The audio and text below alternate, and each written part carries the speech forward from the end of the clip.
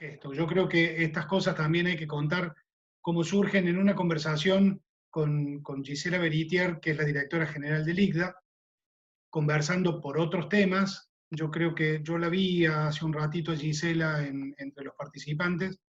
Ella es la directora actual, la que asumió eh, previa pandemia, pero bueno, tuvo que asumir la pandemia completa, el desafío de llevar adelante el ICDA, que es la Escuela de Negocios de la Universidad Católica de Córdoba, conversando con ella y comentándole, y ella participando en varios de los Zooms que punto a punto puso a disposición de los miembros de la comunidad empresaria.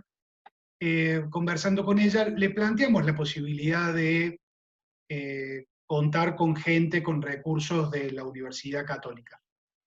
Y no quedarnos solamente en el análisis de coyuntura, porque la verdad que hoy a todos nos desvela de alguna manera la coyuntura general, la realidad general, tratar de entender cuáles son los parámetros con los que vamos a tener que empezar a convivir a nivel individual, empresario, económico, social, político. Eh, y, y, la verdad que todo eso que nos desvela, eh, uno siempre quiere tener la mejor lectura o la mayor información, y creo que esto es lo que de alguna manera nosotros estamos haciendo y seguimos haciendo, y yo creo que seguiremos haciendo, porque la información es lo que en definitiva permite que tanto los individuos como a nivel empresario podamos tomar lo que cada uno entienda que sean las mejores decisiones. Pero también entendíamos de que podíamos ser un poquito más proactivos y no solamente analizar la cuestión coyuntural, sino que también ver y analizar las posibilidades o las potencialidades que tienen determinados mercados, ser un poquito más proactivos y empezar a ver la posibilidad de generar oportunidades de negocios que, como consecuencia, vuelvo a repetir, de la conversación con Gisela, nos cuenta de que ustedes estaban en este proyecto de la franja y la ruta del ICDA, que es el centro, es un nuevo centro de la Universidad Católica creada para promover la investigación y docencia sobre China, a donde vos sos el director, Mariano, y nos cuenta de tu expertise y esto que veníamos conversando informalmente. Así que bueno, después de conversar con Gisela, rápidamente nos pusimos en contacto con vos, a lo cual con la mejor predisposición llegamos a la oportunidad de, en plena pandemia, en pleno momento de tratar de entender lo que nos está pasando acá, bueno, tenemos esta pseudo locura de tratar de hablar de negocios de China, pero como todo está tan loco y como todo está todo tan difícil de entender, tal vez para muchos de los que están acá, la información de poder tomar contacto con un mercado como China, y creo que vos vas a ahondar en toda esta conceptualización, eh, abre una puerta para tratar de ver de que la Argentina, por más que cierre fronteras o por más restrictivas que se transforme, o por más para adentro que tengamos que vivir, el mercado exterior también existe y hay mercados como la Gran Bahía de China que ofrece oportunidades y que queríamos conocerla. Para todos los asistentes les cuento que el doctor Mariano Mosquera es el director del Centro de Estudio de la Franja y la Ruta de la Escuela de Negocios de la Católica. Fue investigador principal de la Universidad Sun Yat-sen en la República Popular de China y es cofundador de la empresa DataWing en el área económica especial de Genqing en la Gran Bahía de la República Popular de China. También es profesor invitado en numerosas universidades como la Facultad Latinoamericana de Ciencias Sociales, la Universidad San Tomás de Chile, la Pontificia Universidad Católica de Perú y el David Rockefeller Center de la Universidad de Harvard. Sos doctor en Ciencias Políticas de la Universidad Nacional de Córdoba y tenés 2 postdoctorados.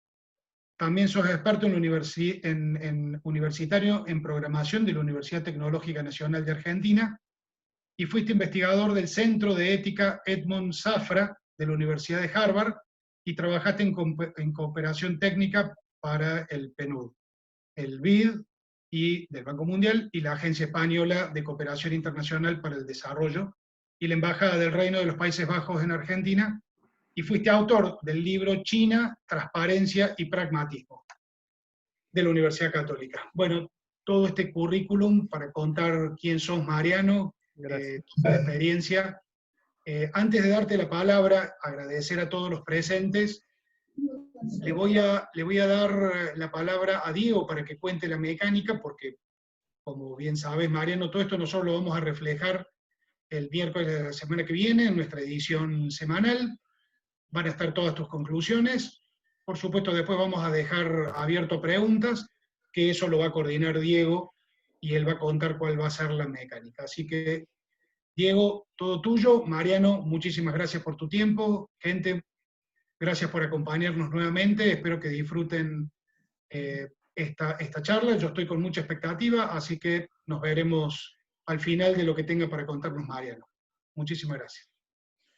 Bueno, Ernesto, gracias. Muy buenas tardes para todos. La verdad que China siempre ha generado mucha expectativa para mercados como Argentina. Tal vez por ahí, bueno, después Mariano seguramente lo va a contar un poco más en detalle. No ha sido tan aprovechado como uno desearía, al menos en las charlas en las que hemos participado. Siempre lo que nos queda es que podríamos hacer mucho más con China y mucho más con la gran bahía de China, con este nuevo clúster que ha surgido, producto de estas, bueno, Mariano lo va a contar en detalle, 9 ciudades que tienen aún mucho más empuje.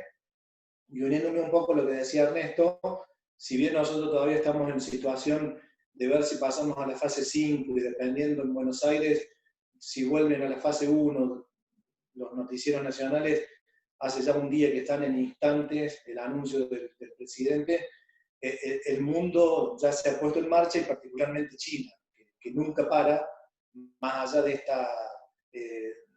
esta cuestión particular que tuvo que atravesar.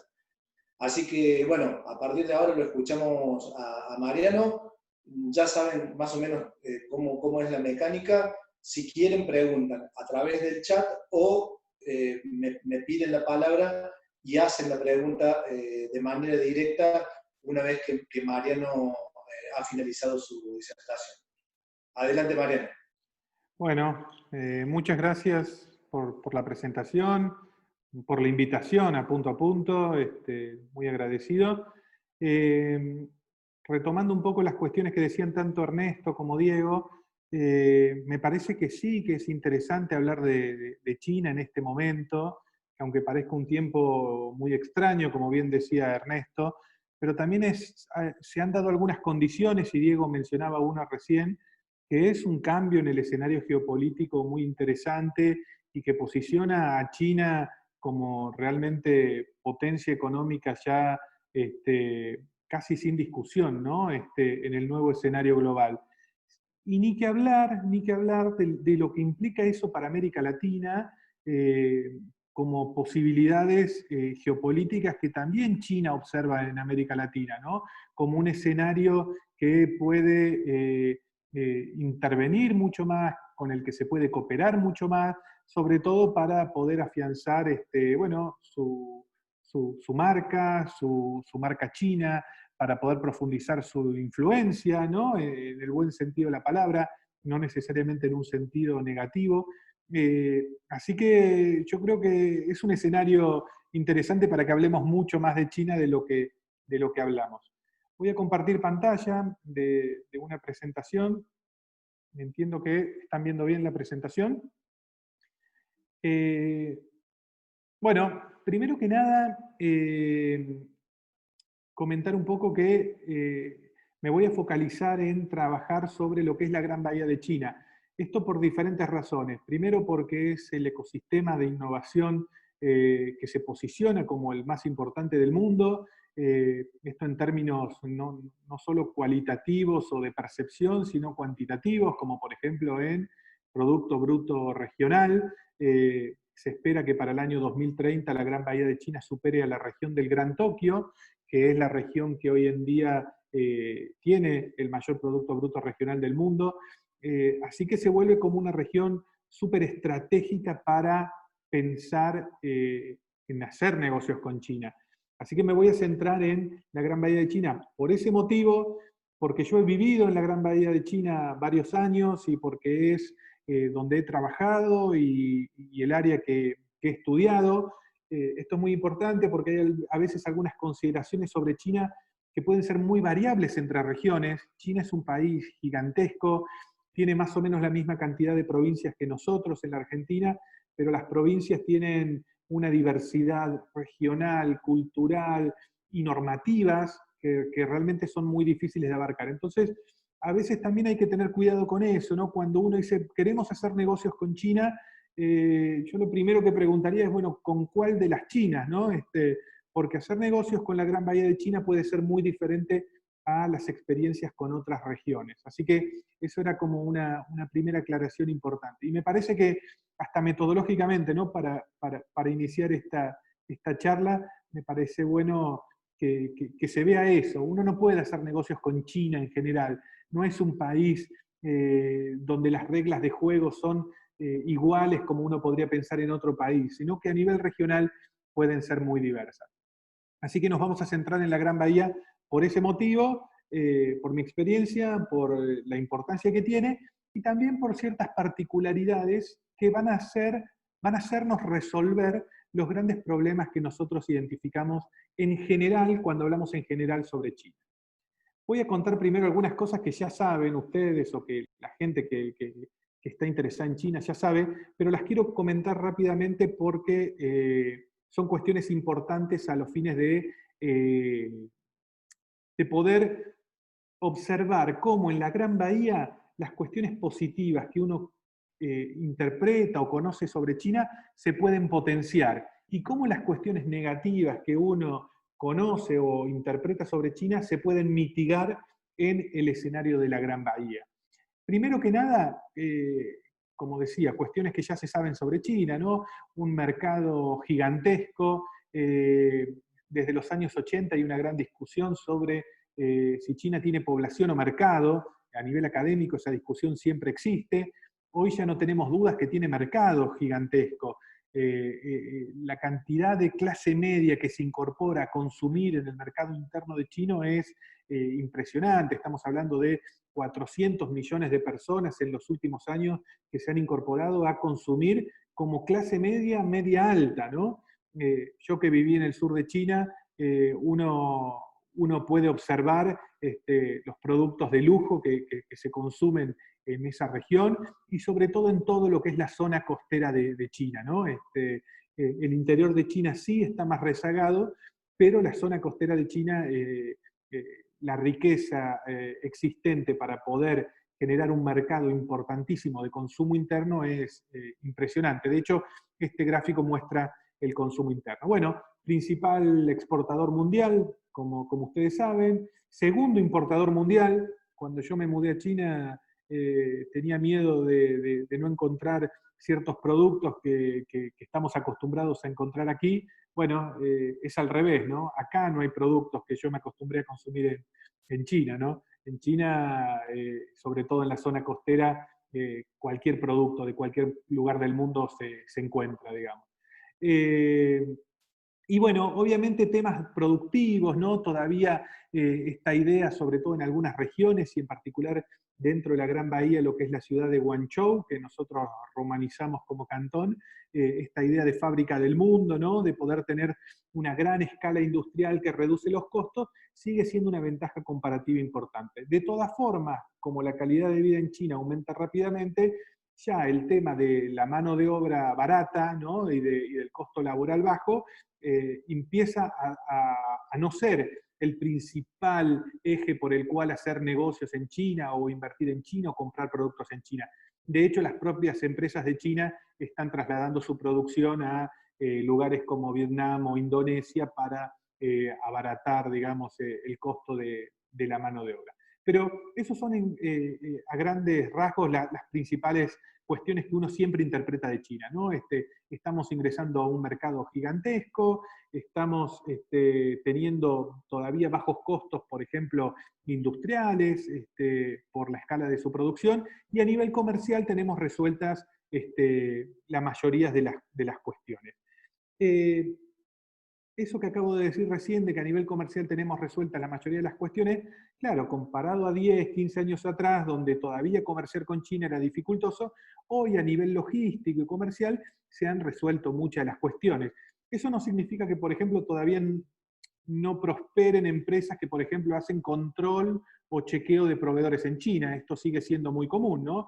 Porque claro, cuando uno compra desde aquí, desde la Argentina, o desde Latinoamérica, o desde cualquier lugar de Occidente, todavía desconfía de si la empresa china realmente produce lo que está promocionando, por ejemplo, en una página de Internet. Entonces, ese control, sobre todo en origen, todavía sigue existiendo en China, sigue siendo un servicio importante, pero a nivel logístico, quiero decir en general, son cuestiones que se suelen resolver, o que se suelen resolver mucho mejor que antes. Ahora, fíjense, esta es una caricatura que apareció en un periódico hindú cuando el presidente Xi Jinping visitó la India, hace algunos años atrás, demuestra grandes dificultades todavía para hacer negocios por diferentes motivos que también se conocen, ¿no? El tema idiomático, me preguntaba Ernesto antes de comenzar la conferencia, temas de cómo me manejaba yo con el idioma en China. Tema idiomático, guión cultural, sigue siendo un problema grande en China, ¿no? Es muy común que una empresa que factura millones de dólares no tenga una persona que pueda ser un buen traductor de inglés. Esto es común en China, parece ridículo, pero lo he vivido, digamos, en carne propia. Empresas multinacionales con malos traductores, digamos. Con lo cual, el tema idiomático y cultural sigue siendo una barrera sumamente importante.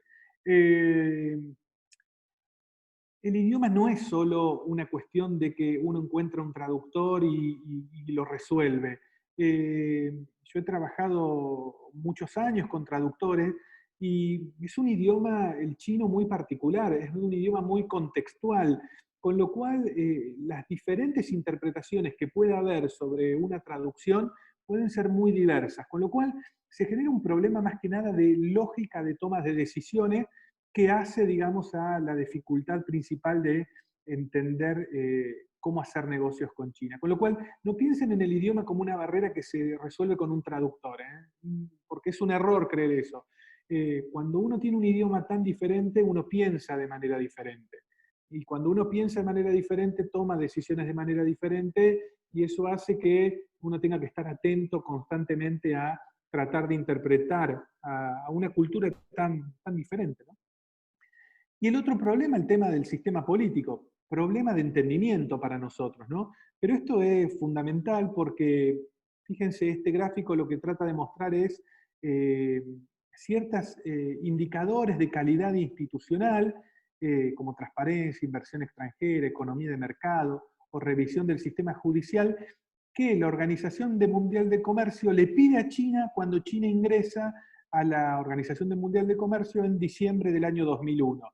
Y en realidad, fíjense que estos indicadores, bueno, yo tomé datos incluso anteriores, no parecen mejorar, ¿no? Después del 2001 que ingresó China. Por el contrario, algunos empeoran. ¿Eso qué significa? Bueno, que estos indicadores que para nosotros, que nosotros utilizamos como calidad institucional y que queremos entender, digamos, que eso nos da cierta tranquilidad sobre las reglas de juego, para poder actuar, en este caso, con otro país como China, China no cumple eso. Y no cumple eso no porque esté en transición, también hay una discusión académica que siempre es recurrente sobre si China está en transición o tiene sus propios estándares. Yo casi no tengo dudas que tiene sus propios estándares. China no está en transición hacia un modelo institucional como el que nosotros conocemos en Occidente. Fíjense, el tamaño del nodo representa el tamaño de la economía china comparado a otros países, pero cuando uno lo mide en los indicadores que en Occidente nosotros consideramos como de calidad institucional, China parece peor que países como México, como Colombia, Panamá, Costa Rica.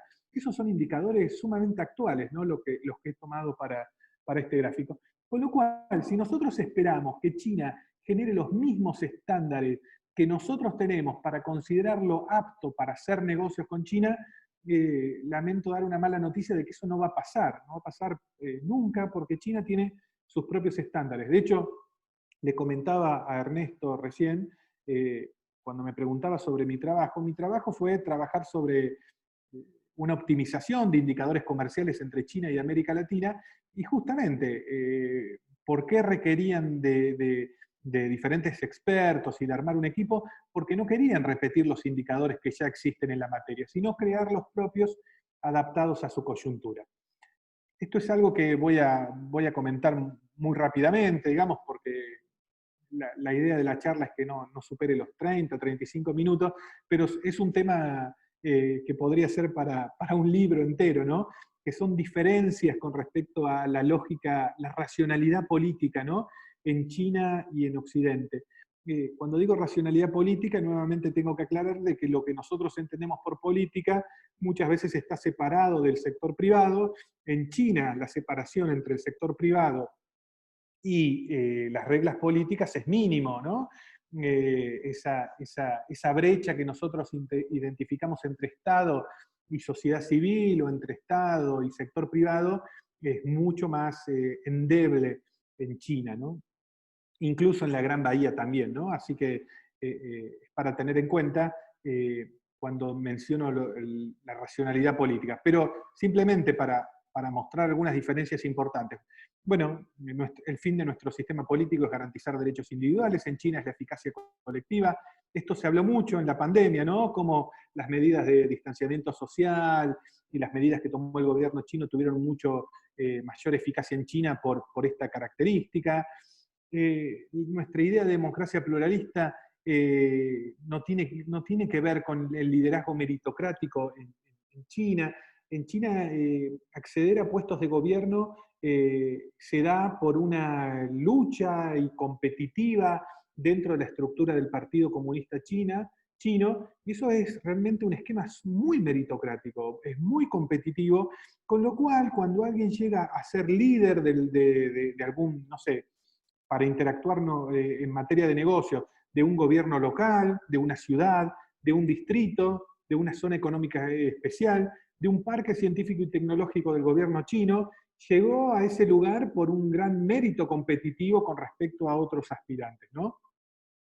Y probablemente la diferencia más importante, y en este punto voy a poner el énfasis cuando comente lo de la Gran Bahía de China, lo que nosotros entendemos por Rule of Law está entendido como objetivos generales con cierta estabilidad para garantizar cuestiones como, no sé, inversiones, la inversión extranjera directa, ¿no? En China, de hecho, esto es una discusión también teórica que lleva varios años, hay una palabra china que nosotros traducimos como Rule of Law, como Estado de Derecho, y en realidad la palabra se pronuncia algo así como fascist, y en realidad esa palabra significa mucho más Rule by Law. Rule by Law vendría a ser como que las normas son normas ejecutivas para que sean utilizadas por el líder. Las normas no están por sobre los líderes para generar una estabilidad y evitar, digamos, cambios coyunturales. Todo lo contrario, las normas están a favor del liderazgo para poder generar cambios de acuerdo al contexto.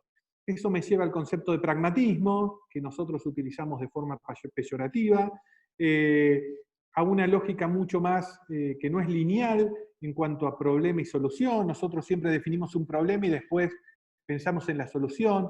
La lógica de razonamiento china es si hay alguna motivación, si hay algún interés por generar algo, después el problema muchas veces es justificado a posteriori, y es un esquema sumamente dinámico, ¿no? No es de estabilidad a largo plazo. Por eso las reglas pueden cambiar muy fácilmente en China. Entonces, hacer negocios en China, si uno no tiene claro que las reglas pueden cambiar y que uno tiene que estar atento a ese dinamismo, difícilmente le vaya bien.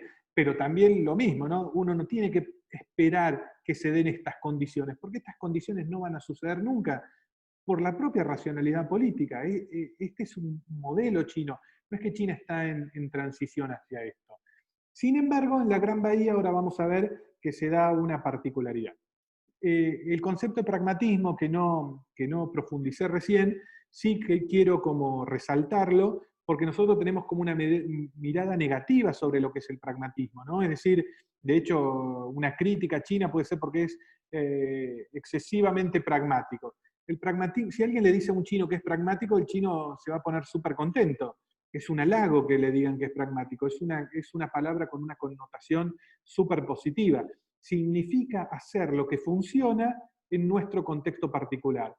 Ser pragmático entre Argentina y China significa hacer lo que funciona para China y para Argentina, sin preocuparme por los estándares que están por fuera de esa relación, ¿no? Y ahí viene toda la crítica que se le hace desde Occidente a, bueno, che, no estás cumpliendo los estándares de la ONU. Bueno, claro, para China eso puede ser una interferencia que haga que las cosas no funcionen como lo amerita la relación particular. ¿A qué voy con todos estos temas que diferencian la racionalidad occidental y la racionalidad china? Bueno, que justamente en la Gran Bahía lo que intenta es generar un puente entre estas dos racionalidades, ¿no? Entre la occidental y la china. ¿Cómo es esto? Bueno, en realidad la Gran Bahía es un proyecto del gobierno chino que compone 9 ciudades de la provincia de Guangdong, de la provincia de Cantón, donde la más importante es la ciudad de Guangzhou, que estoy señalando aquí, pero también está compuesto por 2 zonas que se llaman administraciones especiales, regiones de administraciones especiales, que es Hong Kong y Macao. Hong Kong y Macao fueron colonia inglesa y colonia portuguesa respectivamente. Hong Kong hasta el año 1997 y Macao hasta el año 1999. Cuando son devueltas por Inglaterra y por Macao, se firma un tratado que dice que China no va a cambiar el sistema político y económico capitalista de Hong Kong y de Macao por los próximos 50 años. De hecho, todos los problemas actuales que hay en Hong Kong tienen que ver con bueno, la población de Hong Kong reclama de que no se está cumpliendo, digamos, ese tratado y hay una mayor interferencia de China sobre lo que implicaría ese tratado. Pero lo importante que quería destacar acá es que en esta región lo que se da es una relación muy especial, sobre todo en las ciudades fronterizas, Shenzhen y Zhuhai, ¿no? Porque lo que intentan hacer estas ciudades, y arrastrar, digamos, a todas las ciudades que están aquí en la Gran Bahía, es ser un puente entre la racionalidad china, que se encuentra justamente en lo que ellos llaman Mainland China, ¿no? En Shenzhen y Zhuhai, y las oportunidades de utilizar una lógica de racionalidad occidental con Hong Kong y Macao. De hecho, el que más utiliza esta lógica es el propio gobierno chino, y por eso se da una de las grandes disputas con Hong Kong. China, cuando tiene que realizar muchas inversiones extranjeras, lo realiza a través de Hong Kong. Es decir, ¿quién utiliza la lógica occidental de Hong Kong? Bueno, primero que nada el gobierno chino. ¿Se entiende? Ahí tenemos como un puente donde uno podría utilizar a Shenzhen como entramado, digamos, de fabricación tecnológica. Shenzhen es probablemente la ciudad de mayor crecimiento en el mundo actualmente, es donde está Huawei, donde está BID, donde están las mayores empresas tecnológicas de China, están en esta ciudad. Es una ciudad gigantesca, con cientos de parques científicos y tecnológicos, y con miles de emprendedores y startups. Por lo tanto, es un ecosistema muy tecnológico, ¿no? Destinado a la innovación tecnológica. Lo mismo es Macao, ¿no? Macao conserva, probablemente tenga una lógica todavía mayor, incluso en algunas perspectivas capitalistas que Hong Kong, pero tanto el sistema financiero de Hong Kong como el de Macao, lo que nosotros conocemos como rule of law, tanto en Hong Kong como en Macao, el idioma, ¿no? Uno va a Hong Kong y puede hablar inglés, empiezan a facilitar todo lo que es la posibilidad de relacionarse en negocios con China. Con lo cual, este es un área amigable a combinar lo mejor de la racionalidad china y lo mejor de la racionalidad occidental. Esto no es que es de casualidad, está planeado así por el gobierno central chino. Yo viví en esta ciudad, en Zhuhai, 3 años y medio, y aquí, por ejemplo, hay parques científicos y tecnológicos que están en la frontera con Macao, donde la circulación con Macao es casi casi completa, casi total, y donde se combinan, por ejemplo, no sé, hay industrias farmacéuticas que están del lado chino, pero utilizan los estándares de comercialización de Macao. Ni que hablar de los sistemas financieros de Hong Kong. Hong Kong es una plaza financiera súper importante. Y de diseño, ¿no? De diseño. Entonces, todo el diseño tecnológico se hace en Hong Kong, pero se fabrica en Shenzhen. Y la facilidad de cruzar esta frontera y de operar con parques científicos y tecnológicos que tomen lo mejor de cada una de estas racionalidades es muy grande en este sector. Por eso quería destacar a la Gran Bahía como ecosistema donde toma lo mejor de la racionalidad occidental, donde toma, no voy a decir lo mejor, donde toma lo que nosotros estamos acostumbrados como rule of law, como Estado de Derecho, como seguridad jurídica, lo mejor del idioma inglés, ¿no? Para poder comunicarnos y romper esa barrera cultural que mencionaba al inicio, y tomamos lo mejor de China, ¿no? Su mercado interno, el acceso a ese mercado gigantesco, el acceso a las tecnologías, bueno, que al ser un ecosistema tan importante que se proyecta como el mayor ecosistema de innovación el mayor Producto Bruto Regional para el año 2030, imagínense que cuando estamos hablando de un parque científico y tecnológico, si en la bahía de San Francisco hay 100 empresas que están trabajando robótica, acá hay 2000, ¿no? Entonces, esa escala también hace a la importancia de la relación con este ecosistema. Bueno, algunos estudios que hicimos sobre el ecosistema de innovación, hay una comparación permanente sobre la bahía de San Francisco, ¿no? China se compara permanentemente como Gran Bahía, este proyecto con el ecosistema de San Francisco, justamente para poder adoptar las mejores prácticas. Una de las prácticas más importantes en las cuales trabaja China es en la propiedad intelectual, justamente porque es uno de los grandes problemas que se le critica a China. Bueno, en la Gran Bahía los estándares de rule of law en esa materia probablemente no se encuentren en otro lado. Pero justamente está planificado así para generar una confianza con inversores y con industrias occidentales. Bueno, son esquemas estos de innovación referidos a los temas, ¿no? que se están trabajando en la Gran Bahía, en este caso, por ejemplo, en inversión extranjera directa. Para ir finalizando, la idea era poder hacer una conferencia corta que ustedes tengan la posibilidad de hacer preguntas. Eso probablemente es lo más rico de este tipo de conversatorio, de poder conversar con los que están presentes. Comentar que más allá de los datos oficiales que uno podría encontrar de comercio, de inversiones, ¿no? Que son datos que se pueden encontrar en muchísimos organismos internacionales, no sé, como la CEPAL, por ejemplo, que publica regularmente, estos son datos de un trabajo que nosotros estuvimos haciendo sobre la diplomacia china, ¿no? China, cuando habla en su diplomacia, por ejemplo, en sus misiones diplomáticas, cuando habla oficialmente de los países, por ejemplo, en las comunicaciones oficiales del Ministerio de Relaciones Exteriores China, ¿de qué países habla? Habla mucho de Argentina, China, habla mucho de Argentina. Fíjense, después de Brasil viene Argentina, después México, Argentina, México, Brasil, México, Argentina, esto no necesariamente tiene igual correspondencia con los datos económicos, es decir, puede ser variable, pero Argentina es un país que China siempre ha tenido interés en vincularse, y fíjense que acá hay muchos datos cuando estaba el gobierno de Macri, que como ustedes saben, China siempre se ha llevado mejor con gobiernos que se identifican de izquierda o de centro izquierda, con lo cual con el gobierno de Macri podría haber tenido menos este tipo de relacionamiento, y no es así, ha continuado con sus esquemas de relacionamiento. También otra cuestión de que si bien Argentina es un país del cual se habla mucho en China, y esto hay que aprovecharlo, también es cierto que las relaciones siempre China las piensa en un mapa de esta manera, ¿no? No por el Atlántico, no piensen en el mapa donde el Atlántico está en el centro, China siempre piensa que el centro, que el mapa es así del mundo.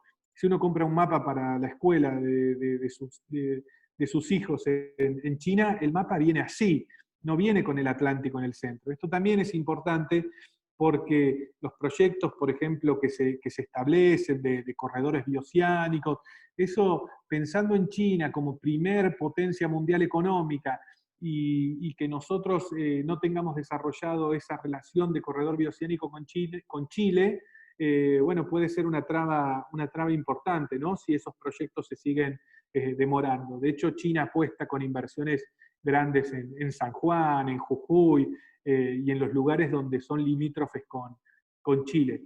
China piensa el mapa de esta manera, ¿no? Este es un mapa del proyecto de integración regional de lo que se conoce como Belt and Road, ¿no?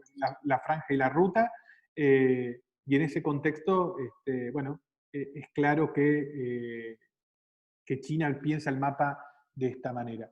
Y después, lo último, también midiendo cuestiones de diplomacia china hacia América Latina, si bien uno podría pensar que los temas económicos y comerciales lideran esa agenda, no digo que no la lideren en los números, obviamente.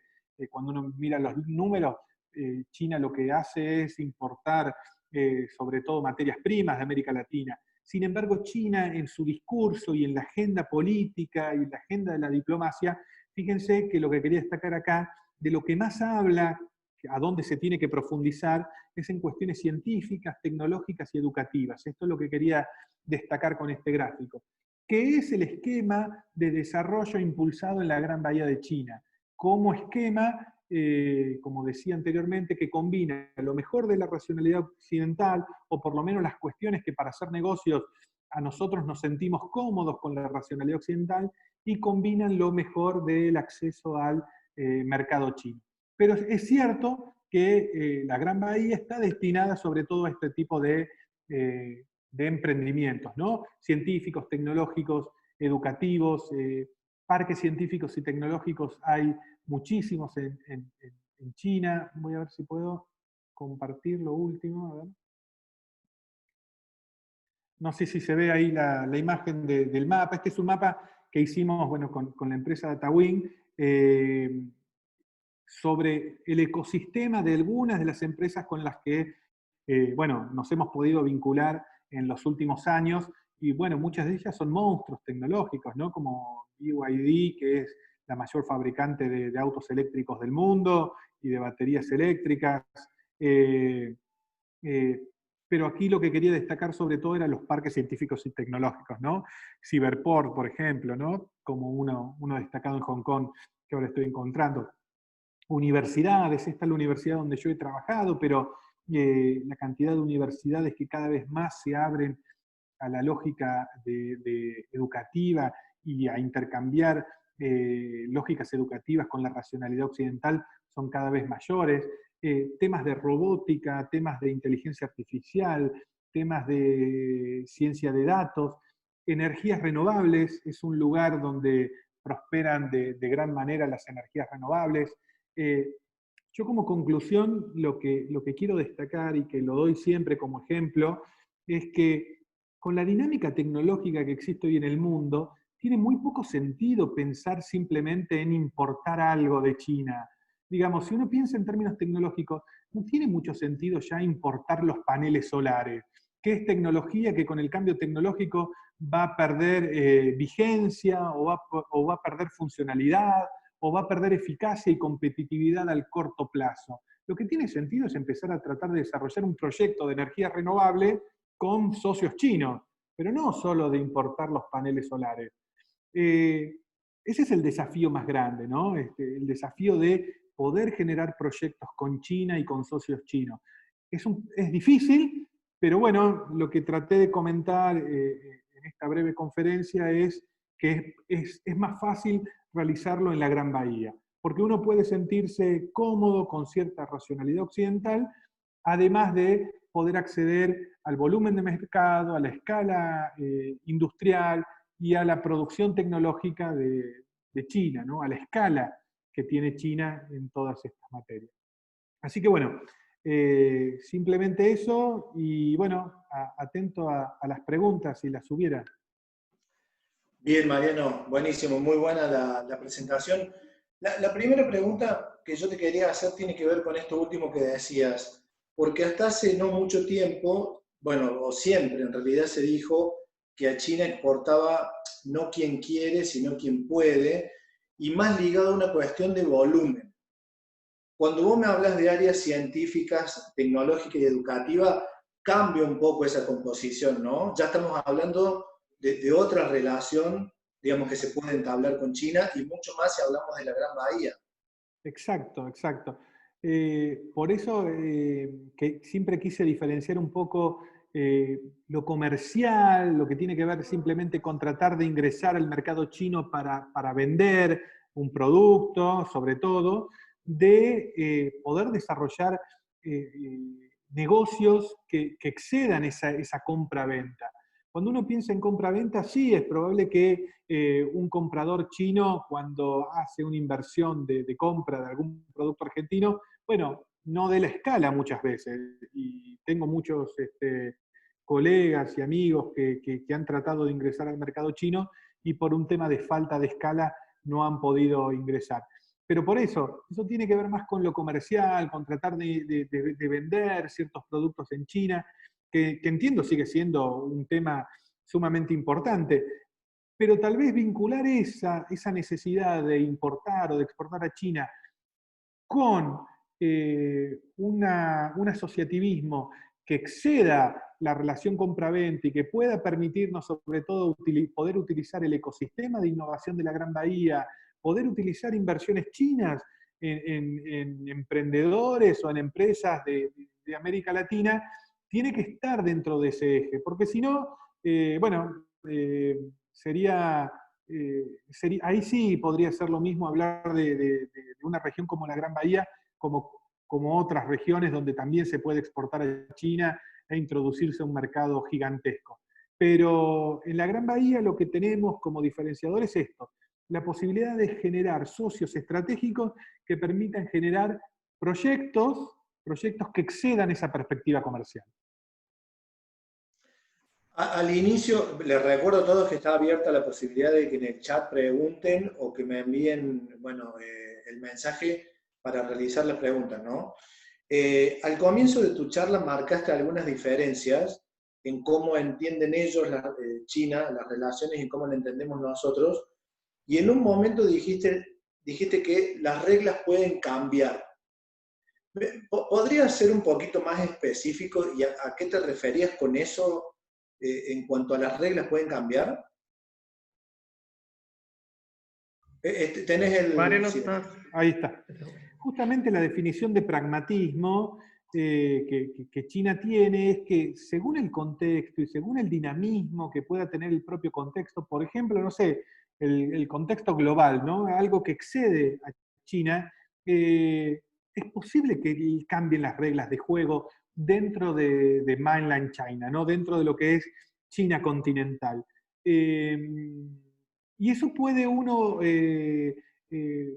no verlo o creer que no es tan así cuando uno mira China a nivel general, pero si uno va a los distritos, a las ciudades o a las localidades, a las zonas económicas especiales, que es lo que puede ser sumamente interesante para empresas latinoamericanas, que es trabajar en zonas económicas especiales, las reglas de juego sí pueden ser muy dinámicas, puede haber una regulación nueva. Nosotros en Argentina estamos bastante acostumbrados a eso, pero imagínense que una empresa francesa o una de Bélgica, como hay muchas, por ejemplo, ahí en el sur de China, se vuelven locos con estas cuestiones, ¿no? Que les cambian las reglas de juego. Los argentinos posiblemente tengamos ahí un mayor ADN adaptable a esa situación. Pero pueden ser muy cambiantes en cuanto a requerimientos, a presentar nuevos formularios. Hay una burocracia en China que es importante, que si uno no está en ese ecosistema y ensimismado con esas posibilidades de cambio, bueno, es posible que se pierda ahí mucho tiempo. Por eso ahí es recomendable, sí, tener algún socio local o algún estudio jurídico local, que hay muchos occidentales que pueden estar atentos a esas cuestiones. pero puede ser muy dinámico eso. Puede ser muy dinámico porque surge un nuevo sector tecnológico que antes China no daba como prioritario, pero que ahora está creciendo mucho en el mundo y China quiere salir a competir contra esa tecnología. Y bueno, se abren facilidades para un nuevo sector tecnológico que hace 10 días no estaba. Y eso puede ser súper dinámico. China eso lo cambia de un día a otro, porque lo cambia con una resolución local. No tiene que esperar que el gobierno central autorice, lo cambia con una resolución local que a lo sumo no tiene que estar en contradicciones con las leyes nacionales, ¿no? Pero eso puede ser muy dinámico y hay que estar, bueno, obviamente atento a esos cambios. Esos cambios en general me gusta pensarlo más como oportunidades, ¿no? Como que China cada vez que cambia abre nuevas oportunidades, sobre todo en la Gran Bahía. Pero bueno, algunas pueden ser trabas burocráticas que hay que estar sorteando todo el tiempo. Por eso también el área de la Gran Bahía apuntaba yo a esto, ¿no? Ahí puede ser mucho más sencillo, muchísimo más sencillo, por temas de idioma, por temas de estándares, por temas de comunicación, de ese cambio de reglas de juego. Bueno, todo eso también hay que tenerlo en cuenta cuando hablamos de la Gran Bahía. Bien, Mariano, uno de los periodistas de la redacción, Luis Marcial, me pregunta por la Gran Bahía y su perfil tecnológico y con lo que es el ecosistema tecnológico aquí en Córdoba con un clúster fuerte, desarrollado y consolidado. ¿Ves que puede haber ahí alguna posibilidad de negocio, digamos, yendo como clúster, ¿no? Hasta como provincia, te diría. Sí, claramente, claramente. De hecho, lo que es lo que quiero resaltar con con esta charla. Quiero resaltar que me parece que las oportunidades están allí, porque además los ecosistemas de emprendedurismo de empresas, algunas muy consolidadas, otras que son emprendimientos que hay en América Latina, suelen ser muy atractivos por originalidad, por creatividad en Asia, ¿no? Entonces, hay un valor agregado ahí que puede ser muy interesante para generar socios. Y ni que hablar con las posibilidades de inversión, porque también China todo el tiempo está buscando expandir inversiones fuera de China y la posibilidad de invertir en empresas tecnológicas de América Latina hoy nos está dando con fondos de China, por lo que decía al inicio, por un puente cultural idiomático, diría. Pero no es que no están esas oportunidades. Nosotros solemos recibir inversiones de fondos de inversión de Europa y de Estados Unidos. Los fondos de inversión de China suelen estar muy vinculados a Asia y les cuesta mucho llegar a Europa por una cuestión regulatoria, a Estados Unidos por una cuestión geopolítica, y América Latina es por una cuestión de entendimiento, digamos, ¿no? Es una cuestión de que, como decía antes, que no está desarrollado ese puente cultural. Por lo tanto, esa pregunta es fundamental. Yo creo que esa es la oportunidad, eso es a lo que uno tiene que apuntar para los próximos años. Obviamente van a seguir habiendo empresas que importen, que exporten. China va a ser el principal socio comercial de la Argentina. Eso va a continuar. Pero bueno, no quería centrarme yo en eso en mi charla. Yo quería centrarme en las oportunidades que hay de vincularse con ecosistemas tecnológicos de China, para recibir financiamiento, para instalar empresas latinoamericanas en China, para aprovechar la escala china. Si uno tiene una empresa de robótica en Córdoba, tiene poco sentido no vincularse con el ecosistema de robótica de 5.000 empresas que hay en la Gran Bahía de China, porque jamás la innovación aquí va a poder alcanzar esa escala que tiene China. Lo que sí se le puede sumar creatividad, se puede generar algún tipo de inversión china en algún elemento particular de esa cadena tecnológica, simplemente por una cuestión, como decía antes, de que son muy valoradas ciertos emprendimientos latinoamericanos por creatividad, por valor agregado, en cuanto a eso, ¿no? A innovación. Así que yo espero que se pueda dar ese puente. El centro de estudios que hemos creado y que Ernesto presentó al inicio tiene esta orientación. Creemos que este es el camino. Con un país que va a ser principal potencia económica durante los próximos 50 años, no sé. Bien, José Usaniche, periodista de Punto Punto y de Perfil Córdoba, tiene una pregunta para vos, Mariano. Sí, Mariano, buenas tardes, ¿cómo estás? ¿Qué tal, José? La consulta es si crees que en los últimos años cambió la forma de llegar y de hacer negocios con China. ¿Por qué te pregunto? Porque muchas veces encontramos empresarios que nos decían, antes de llegar a China, me tengo que poner a estudiar, no sé, la reforma, la José, se te cultural corta mucho. y Confucio y mucha labor de cultural sobre el chat. No, Va a tener que traducirlo, Diego. no, imagínate, lo traduzco todos los días. José, acá estamos ahí espalda con espalda, pero ahí no te entendí nada, José. O le escribí o intenta de nuevo. Lo quiso decir en chino y no lo entendimos. A ver, probá de nuevo, José. ¿Marín? Sí, ahí dale. Bueno, no, la consulta concreta era si cambiaron las formas de hacer negocios. Antes tenía mucha importancia el anclaje cultural para llegar a China. Si eso hoy cambió y de pronto si nos puede ayudar a componer la hoja de ruta para hacer negocios. ¿Por dónde arrancamos? Bien. Sí, creo que cambió mucho, creo que China cada vez más está intentando, no solo en la Gran Bahía, sino en ciudades que se empiezan a considerar globales, como Shanghái, por ejemplo, sin lugar a duda, a facilitar todas estas cuestiones que antes eran muy herméticas culturalmente. Eso no significa que si uno no va a hacer negocios con China, no va a tener que ir a cenar 10 veces al restaurante chino, digamos, antes de empezar a hacer negocio. Pueden seguir existiendo esas cosas, pero van a seguir existiendo.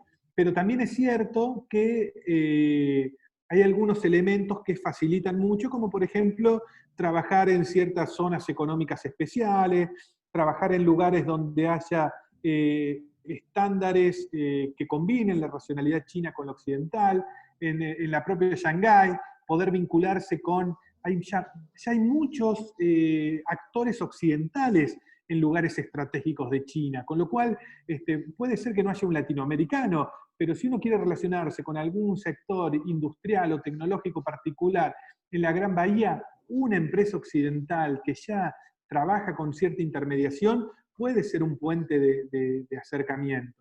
La hoja de ruta. Yo creo que la hoja de ruta es definir proyectos. Creo que definir proyectos que uno piense que podrían vincularse con China, tratar de incubarlos o tratar de vincularse con entornos amigables a ese proyecto en China. Lo más importante es el entorno, no tanto el socio primero. El entorno es el propio parque científico, ¿no? Entonces uno se tiene que vincular con ese parque científico o con ese distrito, ¿no? Nosotros tenemos, que son de capitales argentinos, una empresa en un área especial que se llama el Área Especial de Hengqin, que es un área que hasta tiene un parque científico-tecnológico destinado exclusivamente a un sector para empresas latinoamericanas. Hay entornos como amigables que pueden ayudar hasta que uno encuentre ese socio o esos socios que puedan ayudar a fortalecer estos proyectos. También hay una percepción del tiempo, ¿no? Somos muy ansiosos en Occidente. Hay una percepción del tiempo que también es importante, que a veces es más importante que la distancia física que tenemos con China. A veces queremos que las cosas salgan rápido y es cierto que los chinos se toman más tiempo, ¿no? Para tomar decisiones. Entonces también uno tiene que, en esta hoja de ruta, pondría el principio que uno tiene que tomar esto como una inversión a mediano y largo plazo, ¿no? Sin duda. Bien, Mariano, yo tengo una preguntita más que la dejaron en el chat y es ¿dónde se puede conseguir el libro del cual sos autor, China, Transparencia y Pragmatismo? Bueno, está por ahora en formato impreso nada más, pero está si es de Córdoba la persona que está preguntando, entiendo que sí, en la librería EDUC de la Universidad Católica Córdoba está el libro, es Obispo Trejo 323. Y bueno, ya vamos a tener prontamente la versión digital. Bueno, y antes de darle paso a Ernesto, vos dijiste que en realidad China va a ser la potencia mundial, pero si tendrías que ir a algo específico, de acá a 10 años, a una década, ¿en qué va a mandar China? ¿En qué va a ser número uno? Bueno, yo me he centrado en la charla en el ecosistema de innovación tecnológico, porque además creo que esa es la disputa principal, ¿no? de poder que hoy tenemos. Así que es probable que China pueda, 10 años en esto que yo decía del tiempo, es corto plazo, Diego, ¿no? Para China. Entonces es posible que sea todavía un periodo, el que me estás preguntando, muy corto para China poder ganar ciertas batallas que tiene como país, ¿no? Es posible que lidere el comercio global como casi lo está haciendo hoy en día. Es posible que las inversiones chinas en el mundo continúen expandiéndose, ¿no? Con lo cual ese también es un área. Y después va a haber una disputa, hay dos grandes disputas ahí que para mí son fundamentales. Una es la disputa sobre el rol tecnológico, ¿no? Sobre quién es la potencia tecnológica, ¿no? Esta lucha por el 5G, la lucha por generar empresas globales, chinas, ¿no? Fíjense, Huawei cuando se posicionó, ¿no? Estados Unidos se puso muy fuerte contra Huawei.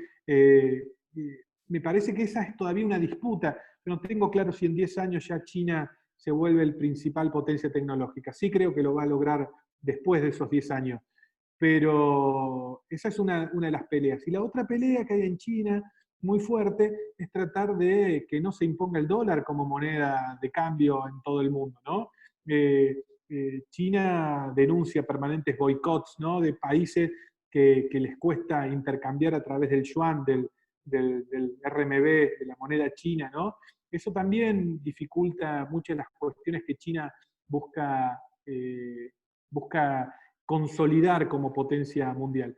Así que la disputa por instalar la moneda, la disputa por la prioridad, ser potencia tecnológica, sin lugar a dudas la primera, yo creo que es posible que no sea fácil resolver en los próximos 10 años. Sí creo que las otras cuestiones que China ya está liderando, como en materia de inversiones o en materia de comercio, va a seguir creciendo eso. Más con este contexto donde China cree que también su imagen nacional ante la pandemia ha quedado deteriorada, ¿no? Yo lo que veo es que China al revés, se redobla la apuesta, ¿no? Y dice, bueno, vamos a salir más con estas iniciativas. Esas son las tendencias que creo que se están dando. Pero a nivel tecnológico, a nivel del uso de la moneda, que no se imponga el dólar, todo eso lo veo más como batallas que se van a dar durante la próxima década, ¿no? Bien, bueno, completísimo, Mariano, la verdad que da para seguir charlando un rato más, porque bueno, obviamente se trata de una región tan grande, con tanto potencial y con tanto para ofrecer desde este lado, que la verdad que ha sido muy rico, al menos desde lo periodístico. Ernesto, te doy el pase si querés para preguntar, si querés preguntar algo o para cerrar, como quieres. Es como vos decís, Diego. Creo que el mercado chino tiene un montón de acepciones, y cuando, pensando en China, simplemente como disparador de ideas que se me vienen, cada vez que China hizo o quiso, sin duda que ha generado cosas y ha desarrollado cosas en la Argentina, en algunas oportunidades, y probablemente como cualquier otro emprendimiento, siempre estuvieron con algún vicio de duda respecto de el tratamiento del recurso humano, el tratamiento de los asentamientos por parte de ocupación de grupos específicamente de China. Hemos visto distintos informes periodísticos que hacen alusión a cosas bastante particulares que hacen que uno cada vez que ve China, ve al lado de China una palabra oportunidad, pero al mismo tiempo, durante mucho tiempo, se pudo hacer algunas consideraciones respecto de la calidad de producto chino, que yo creo que eso con el tiempo también ha evolucionado, pero es como que China tiene este oleaje de ida y vuelta que genera toda una sensación, hasta sin ir más lejos, sin echar culpas ni querer ser concluyente en este tema, pero digamos la pandemia, de alguna manera estamos hablando todos como un inicio también en la misma China. Entonces, viene por un montón de consideraciones que son muy positivas, pero al mismo tiempo también tiene connotaciones discutibles. Sí, sí, y es un tema interesantísimo, Ernesto. Te sumaría el tema ambiental, lo que mencionaste recién, además las condiciones laborales, lo que se plantea siempre con crítica a los estándares ambientales, ¿no?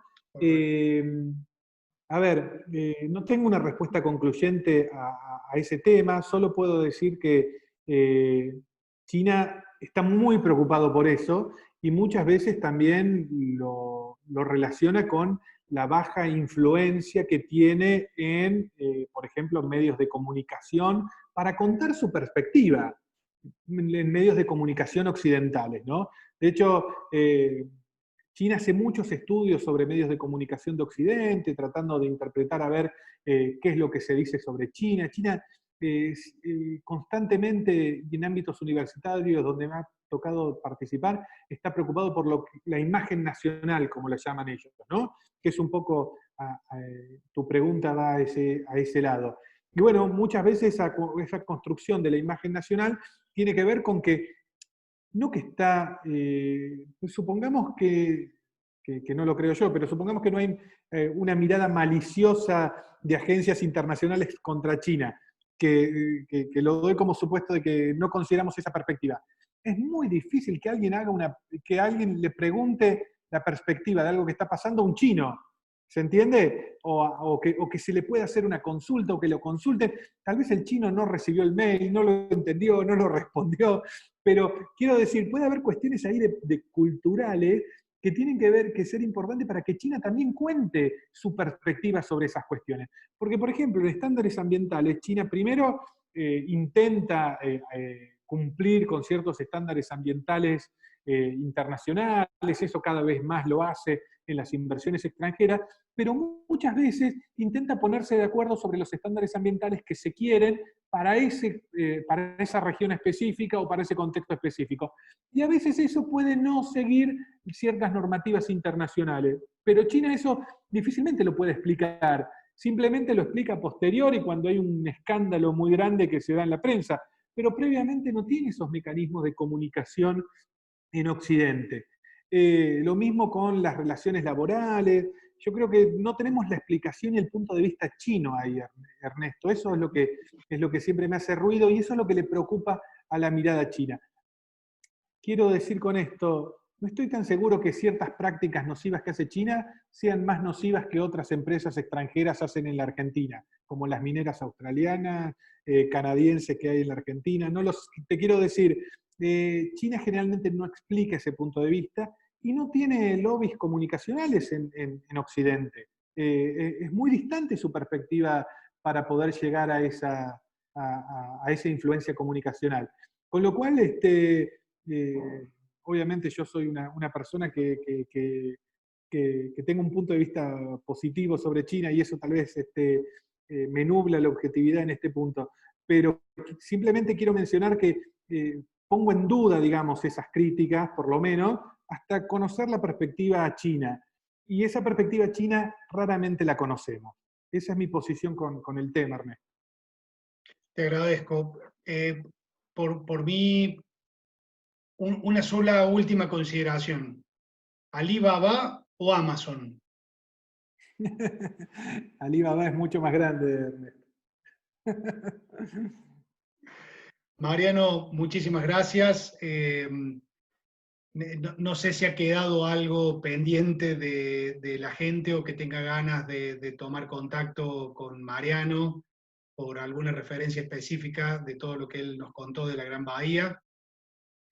Por nuestra parte, agradecerte y agradecerles a todos ustedes la presencia durante esta hora y media de la charla del doctor Mariano Mosquera, que realmente tenemos mucha expectativa y creo que quedamos satisfechos con toda la información que seguramente vamos a poder disfrutar el miércoles de la semana que viene en nuestra revista, y seguramente lo van a poder ver reflejado en nuestras redes sociales. Así que, Mariano, muchísimas gracias, y Gracias a al resto ustedes. de todos los participantes, gracias por el tiempo invertido aquí. Nos vemos en la próxima. Gracias.